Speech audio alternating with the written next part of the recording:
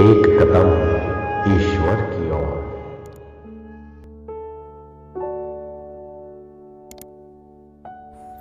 निर्वाण प्रकरण उत्तरार्ध 48वां सर्ग। उत्तम वैराग्य दृढ़ होने पर पुरुष की जिन लक्षणों से स्थिति होती है तथा ज्ञान में निष्ठा हो जाने पर जिन लक्षणों से स्थिति होती है उनका वर्णन। सबसे पहले वैराग्य की दृढ़ता हो जाने पर पुरुष के जो चिन्ह होते हैं उन्हें बतलाते हैं। महाराज वशिष्ठ जी ने कहा, भद्र, जब पुरुष को संसार से विरक्ति उत्पन्न हो जाती है, जब साधु पुरुषों का समागम प्राप्त हो जाता है, जब तत्वमसि आदि महावाक्यों का अर्थ बुद्धि द्वारा भावित हो जाता है, जब भोगों की तृष्णा चली जाती है, जब विषय नीरस बन जाते हैं, जब साधुता का उदय हो जाता है, जब प्रकाशमय आत्मा सामने आ जाता है तथा जब हृदय में अपने उदय की पूर्ण भावना हो जाती है, तब वह विवेकी पुरुष धनों को ऐसे नहीं चाहता जैसे अंधकारों को, और यदि वे पास में विद्यमान हो तो उनका ऐसे त्याग कर देता है जैसे घर में से एकदम सूखे उच्छिष्ट पत्तलों का। उपयोगी भी बर्तन आदि ढो ले जाने में असामर्थ्य रखने के कारण जैसे पथिकों की दृष्टि से वे केवल भारभूत ही देखे जाते हैं, वैसे ही विवेकी पुरुष की दृष्टि से स्त्री बंधु आदि भी भारभूत देखे जाते हैं, परंतु सहसा उनका त्याग वह नहीं करता। यथाशक्ति और यथा समय धीरे धीरे उनका उपचार करता ही जाता है, यानी छोड़ता जाता है। इंद्रियों में बार बार लगे हुए भी भोग रूप इंद्रियों के विषयों का वह अनुभव नहीं करता, क्योंकि उसका मन अत्यंत शांत हो चुका रहता है, उसी का विस्तार करते हैं। विवेकी जीव एकांत स्थानों में, दिगंतों में, सरोवरों में, जंगलों में, उद्यानों में, पवित्र देशों में, अपने ही घरों में, मित्रों की विलासपूर्ण क्रीड़ाओं में, सुंदर बाग आदि के भोजनों में, शास्त्रों के तर्कपूर्ण विचारों में अज्ञानी की तरह दीर्घकाल तक आस्था बांधकर नहीं रहता, या आसक्ति न होने के कारण दीर्घकाल तक स्थित नहीं रहता, अथवा कदाचित प्रारब्धवश उन स्थानों में रह गया तो भी वहां रहकर तत्ववेत्ता पुरुष की ही खोज करता है, क्योंकि वह पूर्ण शांत दांत अपनी आत्मा में रमने वाला मौनी और एकमात्र विज्ञान रूप ब्रह्म की कथा में निरत रहता है। यो निरंतर अन्वेषण करने पर अवश्य आत्मा का दर्शन होता है और इससे शांति मिलती है, यह कहते हैं। इस तरह अभ्यास के बल से शांत विवेकी पुरुष स्वयं ही जल में निम्न अर्थात नीचे के भाग के सदृश परम पद में विश्रांति प्राप्त कर लेता है। वह परम पद कैसा है जहाँ पर विवेकी विश्रांति पाता है और किस तरह का निश्चय विश्रांति रूप बन जाता है, इस पर कहते हैं। एकमात्र अज्ञान ही इन बाह्य और आभ्यंतर दृश्य पदार्थों के रूप में परिणत हो गया है। अज्ञान कोई अलग पदार्थ है नहीं, इसलिए अज्ञान की शांति ही परम पद है, यह आप जानिए। अथवा बाह्य और आभ्यंतर जितने अर्थ दिखाई पड़ते हैं वे आत्मा से अतिरिक्त कुछ नहीं है। इस प्रकार का अंतिम साक्षात्कारात्मक जो निश्चय है वह यदि अपने स्वरूपभूत आत्मा में दग्ध लकड़ी की आग के सदृश शांत हो गया तो वही परम पद है। बोध रूप आत्मा के सिवा न तो अर्थों का ज्ञान हो सकता है और न शून्य ही सिद्ध हो सकता है। इस प्रकार के भीतरी अनुभव में विद्यमान सर्व बाधों की अवधिभूत जो वस्तु है वही परम पद है।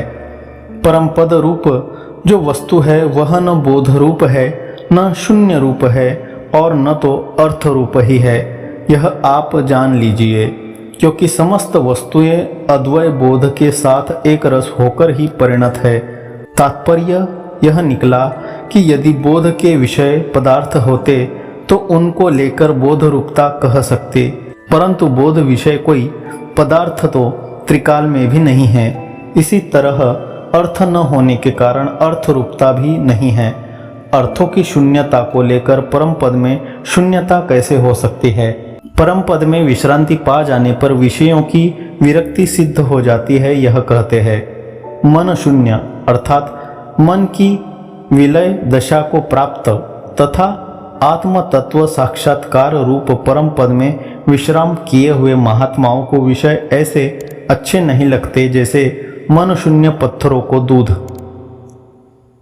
निरोध पद को प्राप्त यानी बहिर्मुख पुरुषों को आत्मनिष्ठा में रुकावट डालने वाले तथा अंतर्मुख पुरुषों को बाह्य निष्ठा में रुकावट डालने वाले परम पद में प्राप्त हुआ मन से रहित मुनि के धर्मों से पूर्ण शारीरिक कार्यों में शिथिल आत्मज्ञानी महात्मा अपने स्वभाव में ऐसे निश्चल होकर स्थित रहता है जैसे चित्र में अंकित पुरुष। उस समय उसका मन किस तरह का रहता है इस पर कहते हैं भद्र अवश्य जानने लायक आत्म वस्तु को जानने वाले उस महात्मा का मन अर्थ रहित है और संपूर्ण अर्थों से पूर्ण भी है, क्योंकि तत्वतः सभी तद्रूप हो गए हैं। अपरिच्छिन्न ब्रह्मरूप हो जाने के कारण महान ही है और दुर्लक्ष्य होने के कारण परमाणु रूप भी है। अशून्य रूप होता हुआ भी शून्यात्मक है। कारण की अहंता, जगत की इच्छा आदि, दिशा, देश और काल की कल्पना आदि तथा ज्ञाता के ज्ञान आदि जितने पदार्थ है वे सब उसी से तो हुए हैं। अतः तद्रूप होने के कारण शून्य रूप नहीं हो सकता और शून्य आदि भी उसी से हुए हैं, अतः अशून्य रूप भी नहीं है। ऐसी स्थिति में तद्रूप से स्थित हुआ भी नहीं है, यह कहा जा सकता है। संपूर्ण मलों से रहित आत्मपद में स्थिति करने वाला ज्ञानी अपने हृदय में स्थित अज्ञान रूपी अंधकार को तथा बाहर के अंधकार को एवं राग द्वेष भय आदि को दीपक की तरह निकाल देता है। भद्र ऐसे पुरुष रूपी भास्कर को अर्थात सूर्य को प्रणाम करना चाहिए, जिसका कि समस्त अंश रजोगुण से शून्य है, सत्वगुण के प्रभाव से जो अज्ञान सागर से पार पा चुका है और जिसमें तमोगुण का सर्वथा अभाव है। श्री राम जी, मैं आपसे क्या कहूँ, जब भेद हट जाता है, चित्त अदृश्य बन जाता है, तब ज्ञानी की जो स्थिति हो जाती है उसका वाणी से कथन हो ही नहीं सकता। हे महाबुद्धे, रात दिन की उत्तम भक्ति से चिरकाल के बाद प्रसन्न किया गया परमात्मा वर्णित परम पद रूप निर्वाण देता है, दूसरा नहीं। तप के प्रभाव से यह ईश्वर के प्रसाद से मोक्ष मिलता है, ऐसी श्रुति की उक्ति भी है। श्री राम जी ने कहा, हे तत्वज्ञों में श्रेष्ठ मुनिवर, कौन ईश्वर है और वह भक्ति से कैसे प्रसन्न किया जाता है, यह बात मुझसे आप ठीक ठीक कहिए। महाराज वशिष्ठ जी ने कहा, हे महामते, ईश्वर न तो दूरी पर ही है और न अत्यंत दुर्लभ ही है। महाबोध रूप एक रस अपनी आत्मा ही परमेश्वर है। ईश्वर उसे कहते हैं जो सबका नियंत्रण करने में स्वतंत्र हो। इस तरह स्वतंत्र सबके प्रति सभी प्रकार से अपनी आत्मा ही है, इस विषय से युक्ति कहते हैं। सब कुछ आत्मा के लिए ही है। रथ, घर, महल आदि जितने अचेतन पदार्थ है वे सब चेतन के लिए ही है। आत्मा से अतिरिक्त तो कोई चेतन वस्तु है नहीं, इसलिए सर्वभोक्तृता रूप स्वतंत्रता आत्मा में ही आ गई। उसी से सब कुछ हुआ है, यानी सबका कर्ता वही है। वही सब कुछ है, यानी आत्मा ही सबका उपादान और अधिष्ठान है। सभी और जहाँ दृष्टि डाले वहाँ पर वही नज़र में आता है, यानी संपूर्ण शक्तियाँ उसी में है। वही भीतर है, यानी सूक्ष्म है। वही सर्वमय सर्वगत है, वही सनातन है। उस आत्मरूप परमात्मा को नमस्कार हो। इसलिए श्रुति में बतलाई गई जन्मादि कारणता उसमें है, यह कहते हैं।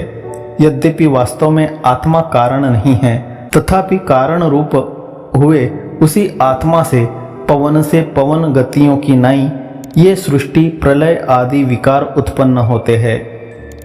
सबका आराध्य भी आत्मा ही है, यह कहते हैं। ये जितने स्थावर जंगम पदार्थ है और ये जितने प्राणी हैं, वे सब अपनी अपनी इच्छा के अनुसार उपहार सामग्री प्रदान कर उसी आत्मा का निरंतर पूजन करते हैं। जब अनेक जन्मों तक यह आत्मा यथाभिमत इच्छा से पूजित होता है, तब वह उससे प्रसन्न हो जाता है। जब अनेक सत्कर्मों से वह महादेव महेश्वर रूप आत्मा स्वयं प्रसन्न हो जाता है, तब पूजक के पास बोध देने के लिए अपना पवित्र दूत तत्काल भेजता है। श्री राम जी ने कहा, हे मुने, परमेश्वर रूपी आत्मा कौन दूत भेजता है और वह आकर बोध कैसे देता है, इसको मुझसे कहिए। महाराज वशिष्ठ जी ने कहा, भद्र आत्मदेव के द्वारा भेजा गया दूत, जिसका नाम विवेक है और सदा आनंद देने वाला है, उक्त पुण्यवान अधिकारी की हृदय गुहा में आकर आकाश में चंद्रमा की नाई स्थिर हो जाता है। यही विवेक नामक दूत क्रमशः वासना रूप प्राणी को बोध देता है और अविवेकी को इस संसार सागर से पार कर देता है। समस्त जगत का प्रकाश करने वाला ज्ञान रूप अंदर का आत्मा ही सबसे बड़ा परमेश्वर है, वासना रूप आत्मा नहीं। इसी परम परमेश्वर का बोधक वेद सम्मत प्रणव अर्थात ओम है।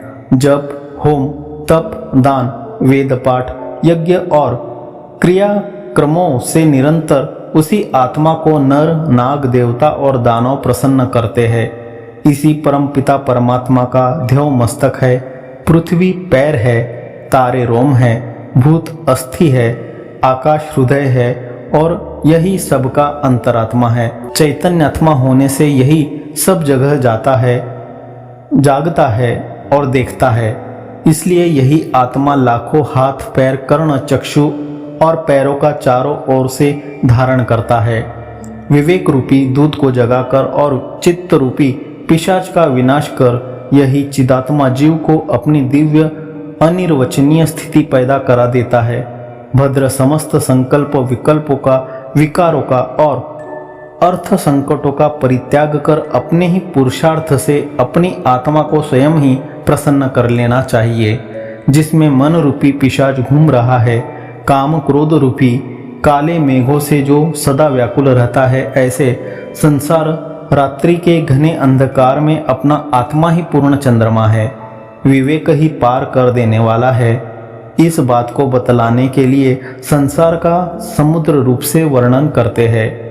अगाध एवं मरण रूप भंवरों के कल्लोलों से व्याकुल, कोटरों से युक्त, तृष्णा रूपी तरंगों से तरल, अपने मन रूपी झंझावातों से युक्त स्थावर आदि बड़े बड़े भूत रूप जल कणों से व्याप्त संसार रूपी बड़ा विषम सागर इंद्रिय रूप मगरों से अति गहन है। उसको पार करने के लिए विवेक ही एक बड़ा भारी जहाज है। कहे गए प्रश्न उत्तरों का संक्षेप कर उपसंहार करते हैं। पूर्व वर्णित शास्त्र विहित पूजन से प्रसन्न हुआ आत्मा परम विवेक रूप परम पवित्र दूत भेजकर सत्संग शास्त्र और परमार्थ वस्तु के उत्तम उपदेश द्वारा जीव को अद्वितीय, निर्मल और सर्वोच्च पद प्राप्त कराता है। 48वां सर्ग समाप्त।